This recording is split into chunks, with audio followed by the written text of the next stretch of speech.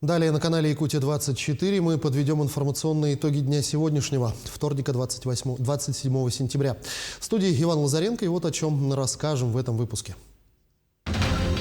По всей республике прошли праздничные мероприятия, посвященные Дню государственного суверенитета Якутии.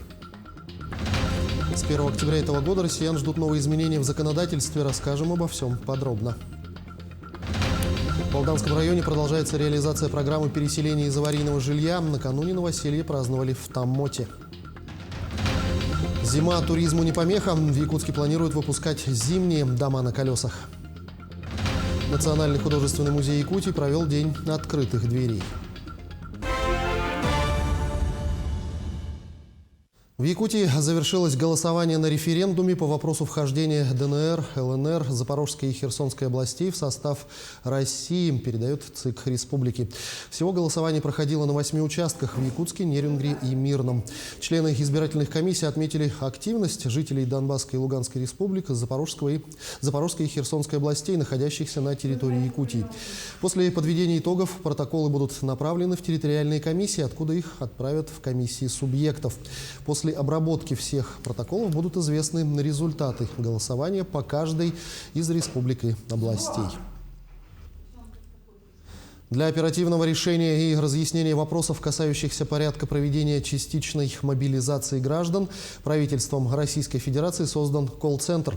Туда могут обращаться как представители организаций, так и граждане для получения необходимой информации. С 23 сентября операторам службы поступило 3818 обращений. Якутянам разъясняют правила призыва, рассказывают об основаниях для отсрочки, разбирают спорные ситуации. Жителей республики призывают ориентироваться только на официальные источники информации, в частности, горячие линии. Чтобы получить достоверную и проверенную информацию по вопросам частичной мобилизации, нужно позвонить на линию по номеру 122 и в голосовом меню выбрать кнопку 1. Достоверная информация о частичной мобилизации также размещена и доступна на официальном ресурсе правительства объясняем.рф. Чаще всего звонящие просят проконсультировать по условиям текущей мобилизации, по разъяснению критериев отбора, по вопросам добровольного участия в спецоперации. Звонят женщины среднего возраста, которые беспокоятся о частичной мобилизации уже призванных или которые могут быть призваны сыновей и мужей. Горячая линия работает круглосуточно. В дневное время работают от 6 до 8, до 10 сотрудников, ночью 4 человека.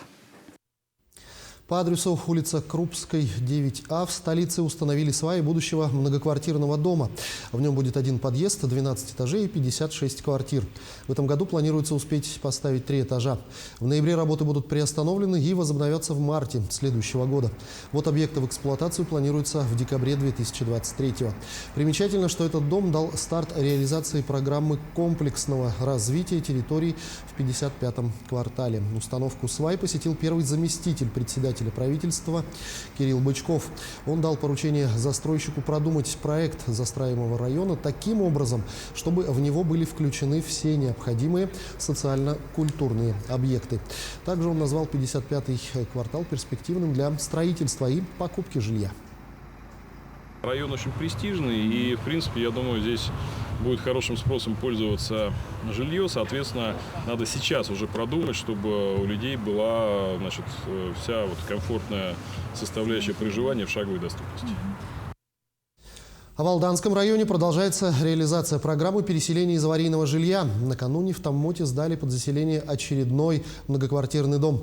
На торжественном мероприятии побывал Руслан Павлов.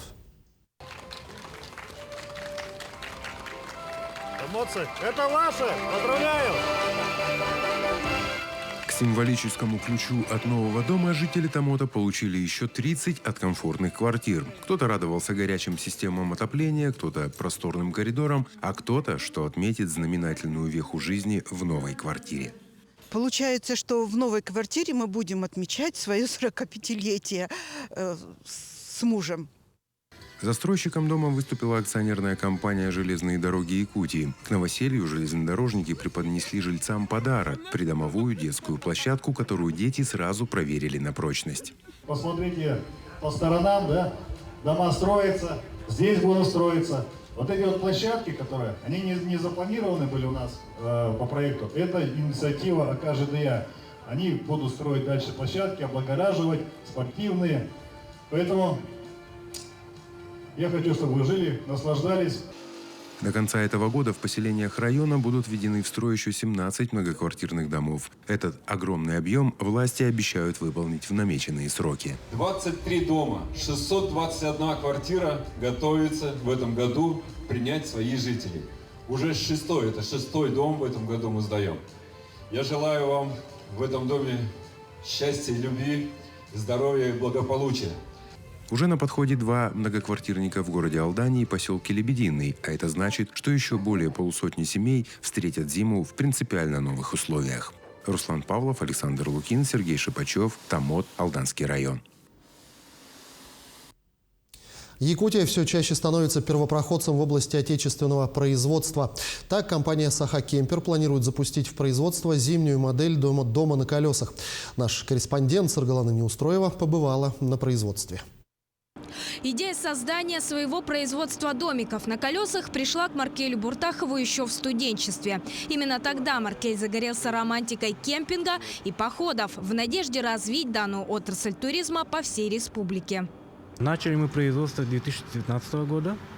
В городе Якутске в технопарке создаем дома на колесах, называемые кемперы, каплевидной формы, класса мини. Это самая маленькая модель якутского кемпера. Однако, несмотря на небольшие размеры, данный прицеп достаточно функционален. Здесь имеется небольшая спальня со шкафчиками, холодильник и даже кухня. При этом, по словам производителей, что немаловажно, данный прицеп был проверен якутским бездорожьем и проехал уже порядка 8000 километров. Впереди у компании множество планов. Один из них – начало производства зимних кемперов. Это будет единственный в своем роде уникальный домик на колесах. При этом будущему развитию компанию не помешают даже санкции. У нас производство основано на сырьевом, и мы в 95% делаем все сами.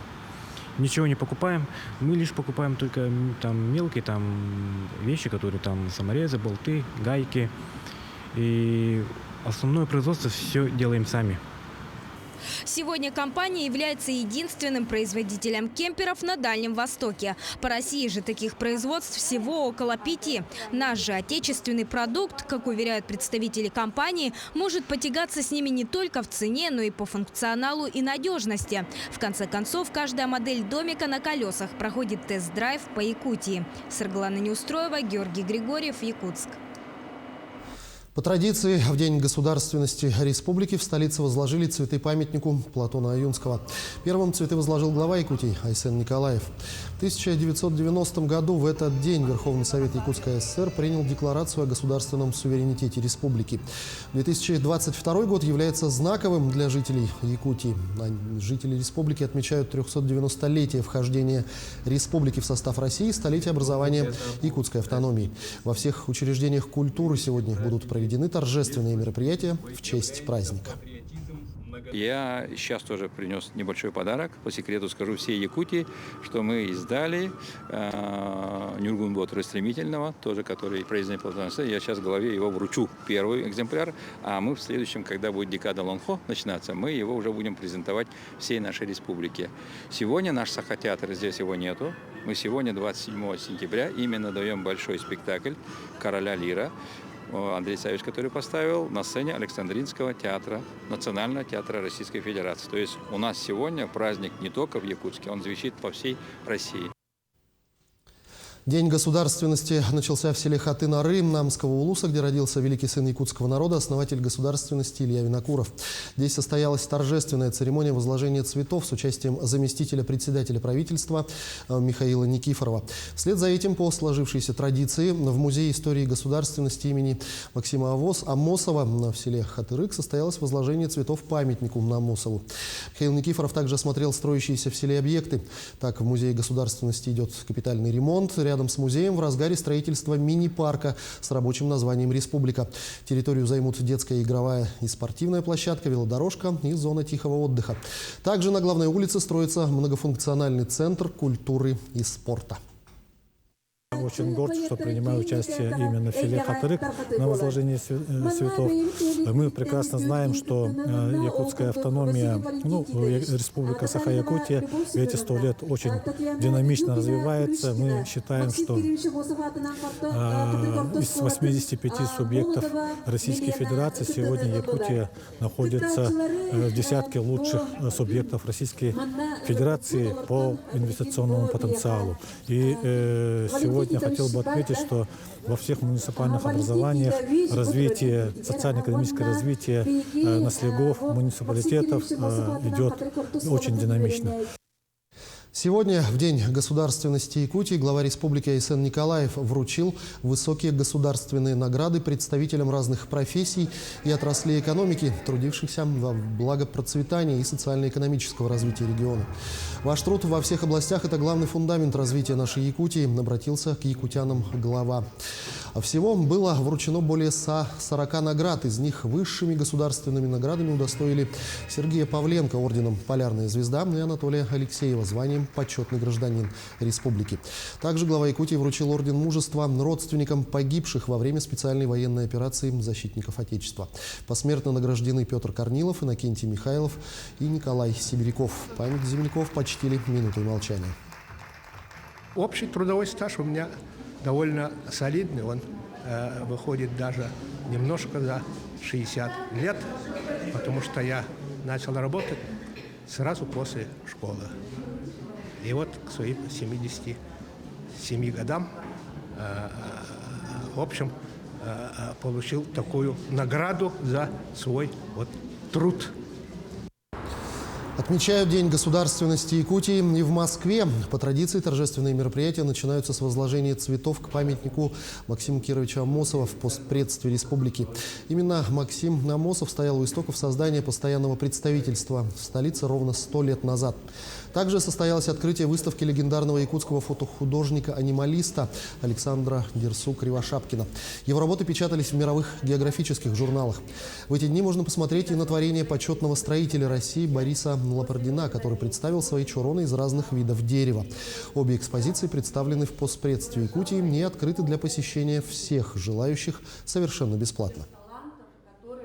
В этот день мы традиционно гордимся нашим многонациональным народом. Мы гордимся теми людьми, которые своим вкладом вносят свою толику в процветание Якутии.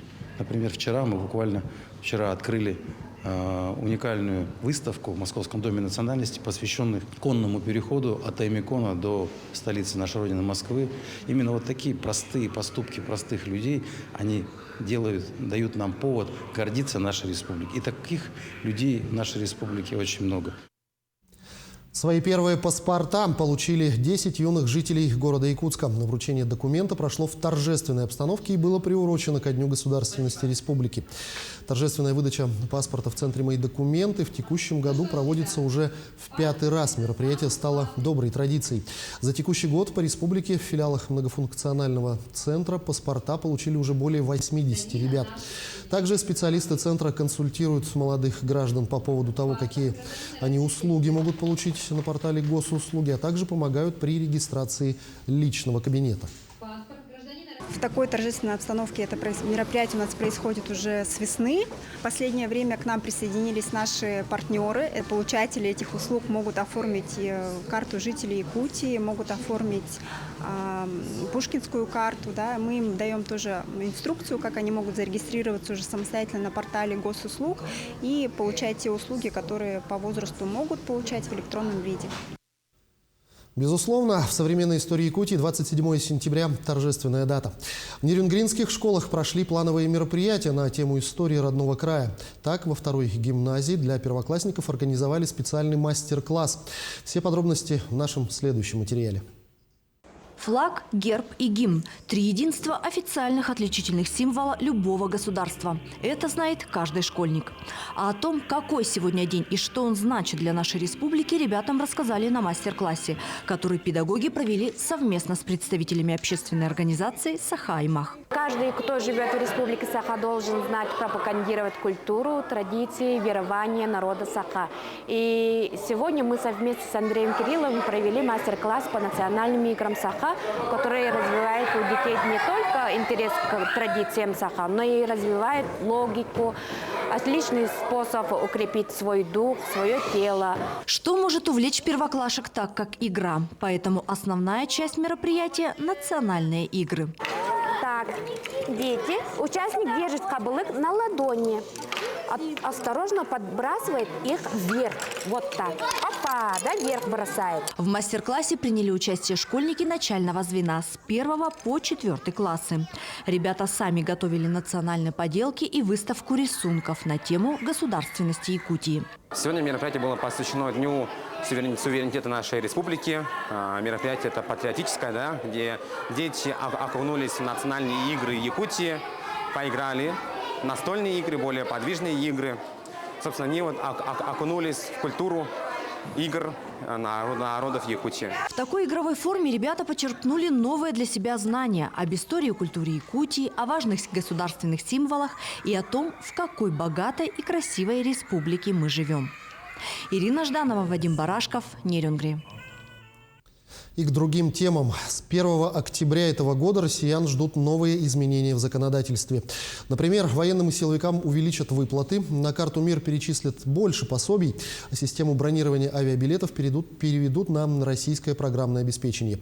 Подробнее с нововведениями в законодательстве вас ознакомит моя коллега Надежда Саханская.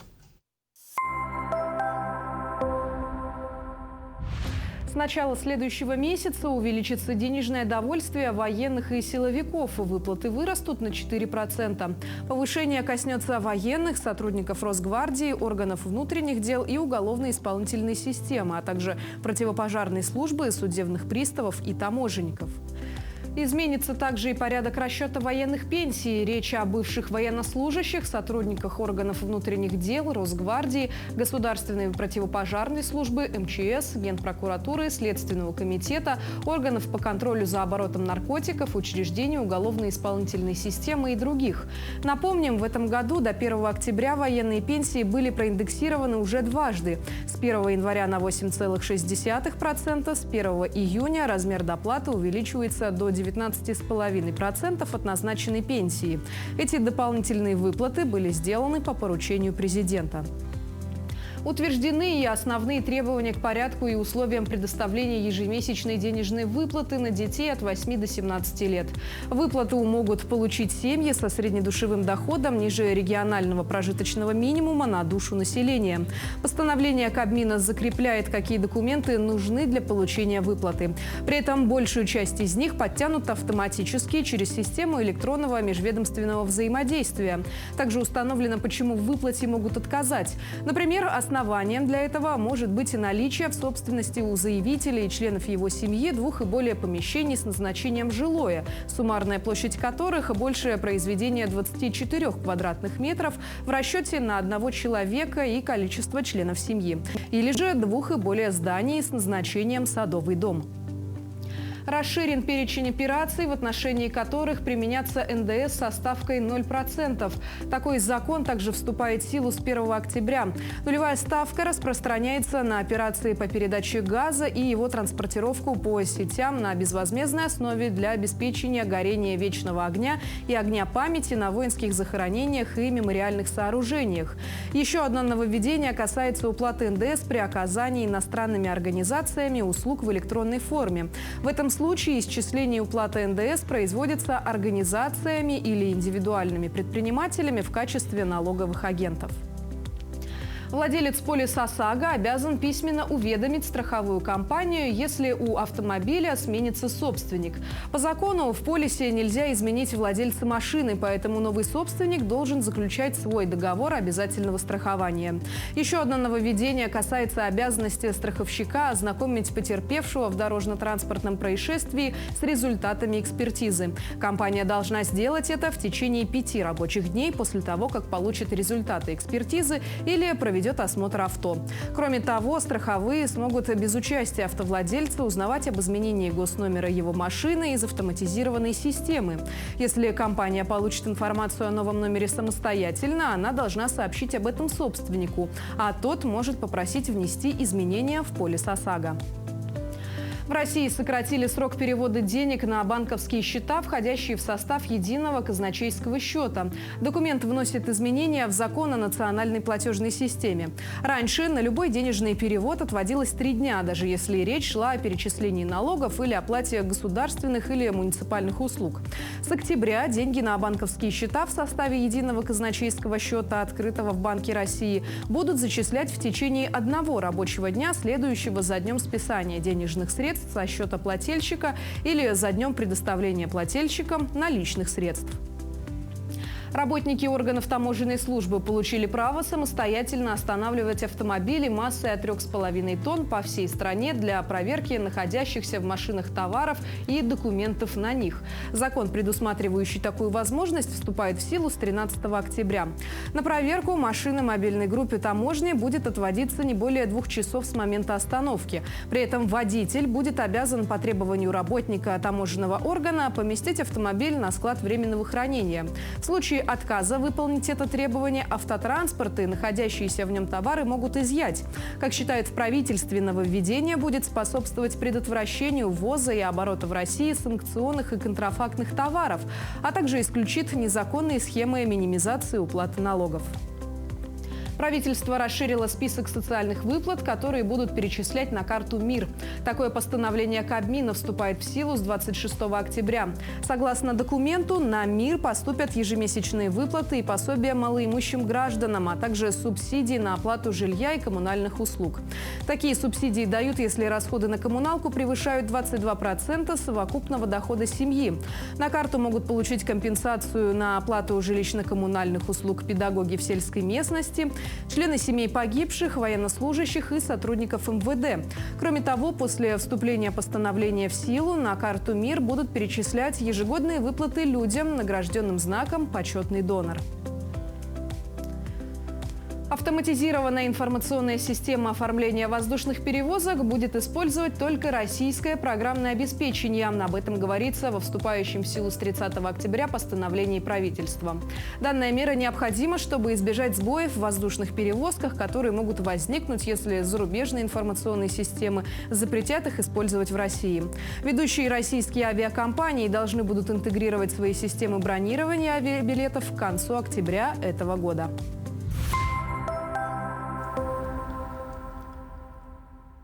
С 29 сентября во всех кинотеатрах республики выйдет новая якутская комедия «Зина и Леха. Операция «Хвост и вымя». Всеми полюбившиеся герои юмористических роликов в полнометражном варианте покажут свои приключения, расскажут о деревенской жизни, о настоящей дружбе и любви. Режиссер фильма Роман Дорофеев, оператор Тим Третьяков. В фильме снимались известные якутские актеры Алексей Михайлов, Иннокентий Ористов, Илья Шумкин, Екатерина Хаютанова и многие другие. Картину снимали прошлым летом, съемки шли на протяжении месяцев в Хангаласском Улусе. Накануне состоялся пресс-показ фильма. Как отметили создатели картины, каждый зритель остался доволен. В главных ролях снимались Иннокентий Ористов, Елизавета Долбараева, Карина Семенова, Илья Шумкин и я. Жанр нашего фильма – это якутская классическая комедия. Привет из 2000-х. И дань уважения нашим коллегам, друзьям из творческой группы «Детсад». И всех ждем 29 сентября во всех кинотеатрах Республики Саха-Якутия. Национальный художественный музей Якутии к празднику государственности провел День открытых дверей. В течение дня гости и жители столицы региона смогли посетить бесплатно постоянные экспозиции музея, а также увидеть новую фирменную выставку «Не тающий снег. Чукотка. Якутия». В атмосферу творчества погрузилась Светлана Амосова и узнала об уникальном мультимедиа-гиде. Картины, скульптуры и ювелирные работы из кости. Национальный художественный музей имеет богатейшее собрание живописных произведений искусства. Посмотреть и узнать историю о каждом можно вместе с экскурсоводом или самостоятельно через приложение «Артефакт». Тут имеются точки интереса, 3 точки интереса, которые показывают интересные детали с произведения искусства. 40 картин из постоянной экспозиции имеют желтые таблички с QR-кодом. Такое интересное и современное решение может детально рассказать о самой работе. И можем послушать аудиокит. Якутский художник Петр Романов написал картину «Витязь с невестой» в 1938 году. В день открытых дверей посетители смогли полюбоваться работами как местных художников и их коллег из других регионов. Помимо этого, согласно прейскуранту, есть возможность посетить новую временную выставку «Не тающий снег. Чукотка, Якутия», представляющая косторезное искусство двух регионов. Наталья Филипповна вместе с сестрой не пропускает ни одну выставку и специально для этого приезжает из Покровска. Мне очень понравилось то, что они свои работы делают именно, в основном у них как моржовые клыки же, да, и на этом клыке целую сказку. Вот я работник детской библиотеки, и мне очень понравилось несколько вот этих картин прямо там, и я сказки даже прочитала и своим ребятам расскажу. Подобного плана фигурки, то есть посетители сначала посмотрят на экспозицию, послушают экскурсию, а потом уже, вдохновившись такими прекрасными произведениями искусства, могут создать нечто подобное из обычного бруска мыльного. В рамках выставки в течение дня для детей провели публичную программу. Экскурсоводы и специалисты организовали арт-медиацию и мастер-класс по карвингу. Каждый сможет создать свое произведение искусства, попробовать себя стать мастером, косторезом. Временная выставка «Не тающий снег. Чукотка, Якутия» будет работать до 23 октября включительно в Национальном художественном музее республики. Светлана Амосова, Павел Пахомов, Якутск. На этом наш выпуск завершен. Вы смотрели итоги дня. Для вас в студии работал Иван Лазаренко. Я с вами прощаюсь и до встречи в эфире.